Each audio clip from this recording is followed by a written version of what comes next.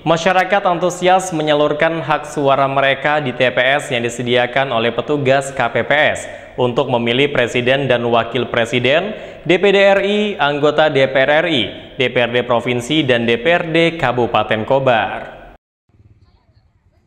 Sejak hari Rabu pagi, masyarakat berbondong-bondong ke TPS-TPS yang ada di wilayah mereka masing-masing untuk menyalurkan hak suara mereka. Dengan membawa undangan atau surat pemberitahuan memilih yang telah diterima dari petugas KPPS, mereka mengantri untuk memilih Presiden dan Wakil Presiden, anggota DPR RI, DPRD Provinsi, DPRD Kabupaten, dan juga DPD. Satu persatu para pemilih yang telah mendaftar menunggu gilirannya dipanggil petugas masuk untuk ke bilik suara. Satu pemilih memerlukan waktu kurang lebih 3 hingga 5 menit mulai masuk ke TPS hingga keluar TPS.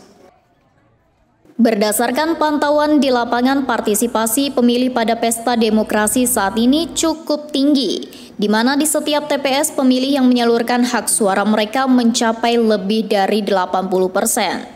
Hanya saja aturan baru yang dikeluarkan KPU terkait surat izin pindah memilih sebagai syarat warga yang berasal dari luar daerah, membuat banyak yang tidak bisa menyalurkan suara mereka.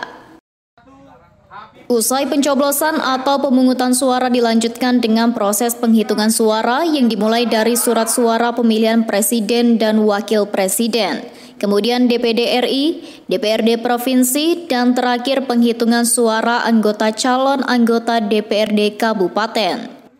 Proses penghitungan yang dilakukan di TPS-TPS berlangsung hingga tengah malam, ada juga yang hingga dini hari serta menjelang subuh. Meskipun terlihat lelah, namun para petugas dan warga yang merupakan pendukung atau simpatisan anggota DPRD yang diusung nampak antusias dalam mengikuti proses penghitungan hingga akhir.